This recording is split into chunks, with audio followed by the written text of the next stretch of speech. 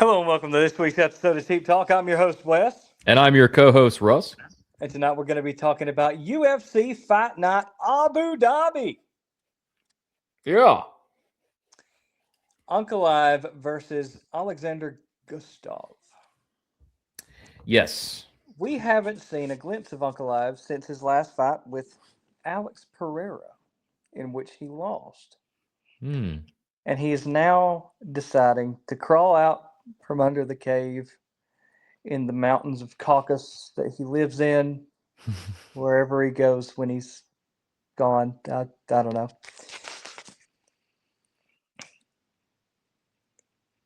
To face off once more in the UFC.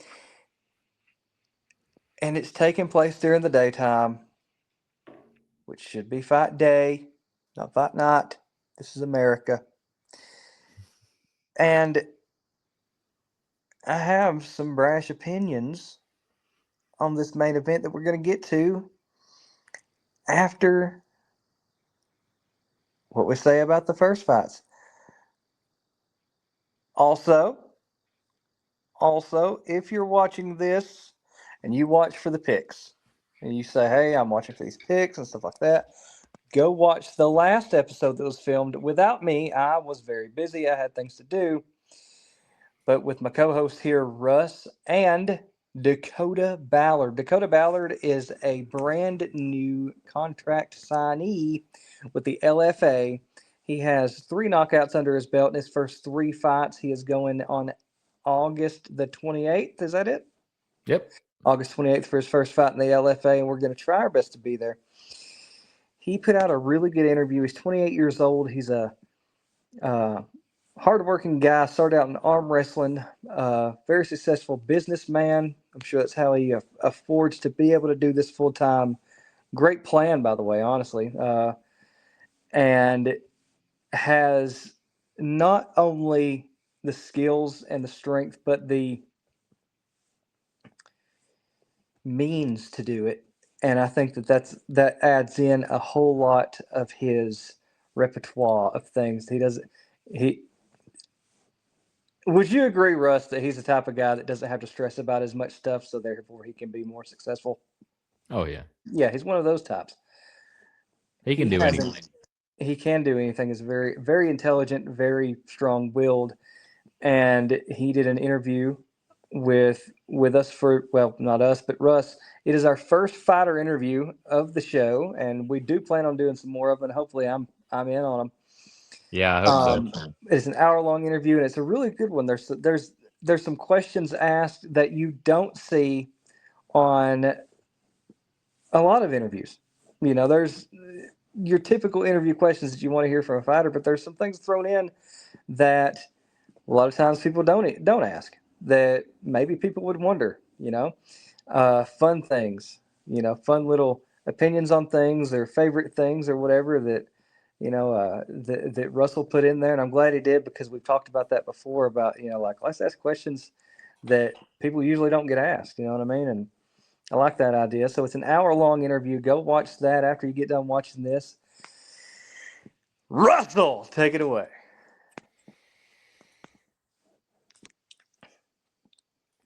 Thank you, Wes. Yeah.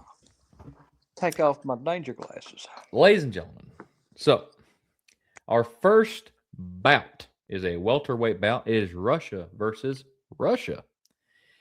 I butcher names. Here we go. We got Abu Bakr Bagaev. He is 24-4, 4 knockouts, 1 submission, and 4 first-round finishes. He's a minus 250. That's all I got. Going up against Sagid Izaga Amaev. 22-3. He lost his last fight by a round 3 split decision. He's only had 1 fight in the UFC. He's a plus 205. I am choosing Bagaev. Now, also for this episode, I'm gonna let Russell know, let the viewers know, I will refrain from correcting Russell's grammar, because I too do not know the pronunciation of these Russian people. Our next bout is a heavyweight bout. Russia versus United States. We have. You screw up this United States name, I'm gonna kill Uh, you. I'm gonna screw it up. So we got Russians Rizvan Kunev, 13-3-1, 6 knockouts, 2 submissions, 4 first-round finishes. He won his last fight by unanimous decision in round 3 and lost the fight before that by round 3 split decision. He's fought Curtis Blades, but he lost to a split decision. He's only had 2 fights in the UFC. He's a minus 340. Going up against. Are you looking at him when I say it? Is that why you? So I'm say Tyrell. It's either Fortune or Fortune. I'm gonna say Fortune. I don't know. That's kind of weird, Fortune, but Tyrell It's Fortune. Tyrell, you idiot! No, I don't know if it's Tyrell or not. He's 18-3. He's 11 knockouts, 1 submission, 6 first-round finishes. He won his last fight by a round 3 unanimous decision. He's only had 1 fight in the UFC. He's a plus 270. I am choosing the Russian. Kunev. Next bout is something about this that I think the viewers also need to know that we've reiterated before, but it's something I like to say when it's these Abu Dhabi cards. It is in Abu Dhabi, and in Abu Dhabi they have Abu Dhabi judges. Is it in Abu Dhabi? It is in the Etihad Arena in Yas Island, Yas West United Arab. Okay, I was wrong about Abu Dhabi. It's all the same to me. It's weird. It says Abu Dhabi on the UFC thing too. Oh, does it? Okay, so yeah. So I guess Abu Dhabi is in the Arab Emirates, I think. Yeah. Okay, so a lot of times they have judges from these places, and if something goes to the decision and it's close, they're gonna go for the Russian or the Muslim fighter. A lot of times, I think what you want on that, and that's just what I say. I think that that's actually how they do it. That's also why Kazmat Chimaev wanted to rematch Sean Strickland or have the fight with him, the first one, in Abu Dhabi, because he knew that the judges would go for him instead. Yep. Okay, I hear a sound. You hear it anymore? No. I was shaking my leg.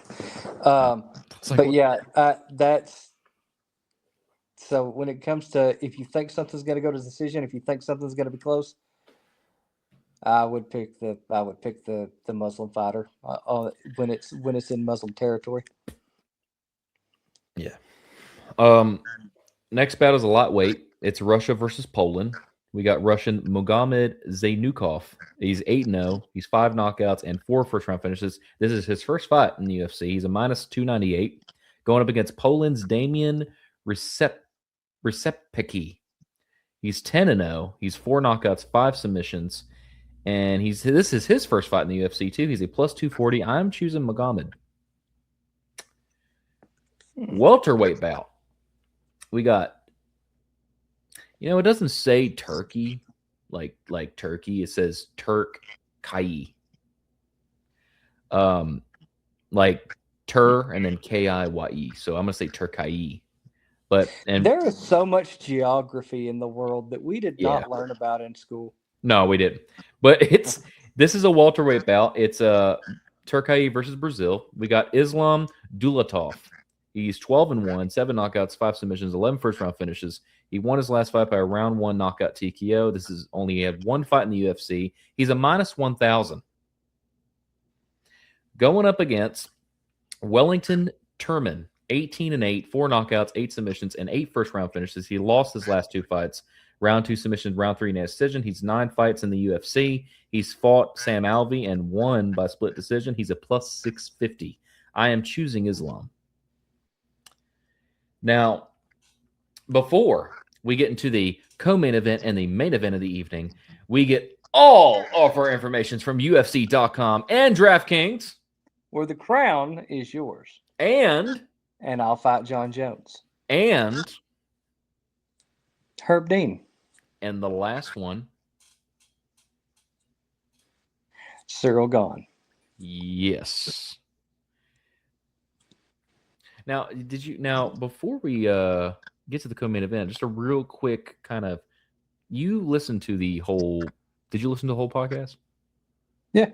So what did you think of, now, since Wes wasn't there, I'm going to get his opinions real fast before we get to these two. What did you think about Dakota's comments on the Alex Pereira fight? Did you agree with what he said? No, I did not. Nope. But you know what? He's bigger than me, and he can beat me up, and he can have his own opinions. So I mean, That's true. That's true. I just wanted to know what your opinion was on his opinion. I think that something like that, someone's views on it can go either way. His thoughts on it are valid, and I understand why he thinks them. But I just like Alex Pereira a lot more, and I know, I'm with you Alex love him Pereira so all the much. way. Now I did inform Dakota. I texted him after the interview because I listened to it, and I let him know that I will be buying the after fight steak somehow, some way For his first UFC fight? after he fights Josh Hogan. Oh, okay. Yeah. Yeah. Hey, if he wants dessert too, I'll buy him the dessert. Yeah. Yeah. We're gonna find like one of those late night 24/7 steakhouses or something in Vegas. Oh, you know they're out there. All right, let's get on to this co-main event. So we got a flyweight bout, Australia versus Uzbekistan. Steve Erceg, 14-4, 2 knockouts, 6 submissions, 5 first-round finishes. He won his last 2 fights by both round 3 unanimous decisions. He fought Tim Elliott, beat him by unanimous decision. Moreno lost unanimous decision. France, he lost to a knockout TKO in round 1. He lost to Pantoja in decision. He's had 8 fights in the UFC. He's a -110. This is the one I'm going to stay away from, by the way, and you'll see why. Going up against Ramazan Timirov. 19-3, 11 knockouts, 1 submission, 10 first-round finishes. Won his last 2 fights by round 3 unanimous decision, round 1 knockout TKO. He's got 2 fights in the UFC. He's a -100. I am not choosing anyone for this. Why? Because they're both -100 and 110. I just don't agree. It's a good part. Like, I wouldn't add it to a parlay. All right, I'll tell you what. I wouldn't add it to a parlay, but I will choose the Ramazan. I would choose Ramazan too. Yeah, so I choose Ramazan, but I wouldn't add it to the parlay because it's what my picks are not gonna help. Main event of the evening is a light heavyweight bout. We have Russia versus Uzbekistan again. Now, it was Khalil Roundtree Jr., but there was an injury. So I don't know what the injury was, but that's why he is not fighting. Bogdan Guskov is 18-3. He's got 15 knockouts, 3 submissions, 13 first-round finishes. He's fought Jean, and it was a majority decision. It was a draw, and he's only had 6 fights in the UFC, and he's +400. The returning former light heavyweight champion, Mohamed Ankalaev. 21-2-1, 11 knockouts, 6 first-round finishes. He lost his last fight by round 1 knockout and won the fight before that, unanimous decision. He fought Pereira twice, which is the loss to a knockout, and he beat him unanimous decision. He's beaten Johnny Walker by round 2 knockout TKO. He's beaten Johnny Walker by a could not continue. He's beaten John, a split decision draw in round 5. He's beaten Anthony Smith by knockout TKO. He's had 16 fights in the UFC. He's a -535. I am going with Magomed this time because I believe he is going to be like a Duplessis. He's going to return, and I think he's going to be the one to win his return after so long. Yeah. I disagree. I I don't think because like two guys, Jack Della Maddalena and Bilal Muhammad both lost their returns. And Duplessis, did Bilal win? Hold on. Let me make sure I'm right. If I'm wrong, I will go back here. Let's see. Oh, there he is. Yeah, I'm right. So Bilal Muhammad and Jack Della Maddalena, former champions, came back and lost. Duplessis is a former champion, came back and won. I think Muhammad, a former champion, is going to come back and win this one. a quick question. I meant to ask you this. Who was the guy that's fighting on this card that had like his last 4 fights have ended in an ankle lock? Uh, Look that up. on this card, Yep, he's fighting on this card. I don't know if we've mentioned him or not. I can't think of his name.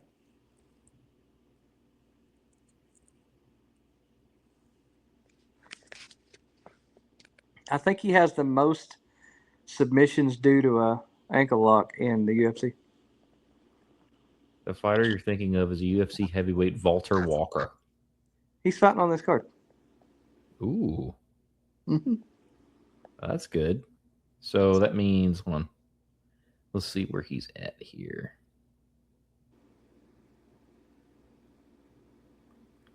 Walker. Yeah. Oh wow, he's literally the last prelim. Mm-hmm. Apparently, he's at 15-1. He's a minus 185, and the other guy's a plus 155. I wonder if he'll get another ankle lock. Probably will. Yeah. He's just one of those guys. Real quick, before I forget, if you decide to go with my picks, it's really not worth it, to be honest. $10 gets you $31. I mean, Buy a case of beer. yeah, I guess. But if you decide to just go with Bogdan and Wellington because they're the big pluses on there, you get $375 just for those two. You know, if you choose the Poland man and the other Uzbekistan. So if you choose them, you get 375. Mm-hmm. And I have one UFC 6 game statistic. Muhammad won by knockout TKO. And that's another thing that's not really worth it. $10 gets you $15. So if you wanted to go with Muhammad and you really feel he's going to win, I mean, maybe you could add it to the parlay. I mean, if that's what you want to do, but just to make more money. But that's up to you. I'm not going to do it this time for a personal thing because, yeah. But yeah, that is it for my picks and UFC 6 game statistics. Have anything to say there, Wes?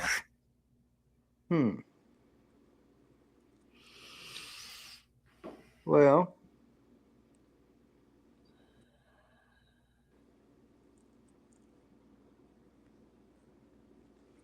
I still think Gustav's going to win. Okay. Yeah, I'm going. Just so the crowd knows here, I am going against Ankalaev. It's not Ankalaev time. Mm. Yeah. Okay. Yeah, I ain't really got anything to say after this.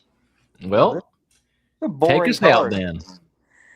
Ladies and gentlemen, that has been our episode of Teep Talk. We've enjoyed having you. We hope you've enjoyed having us. I have been your host, Wes. And I have been your co-host, Russ. Send this video.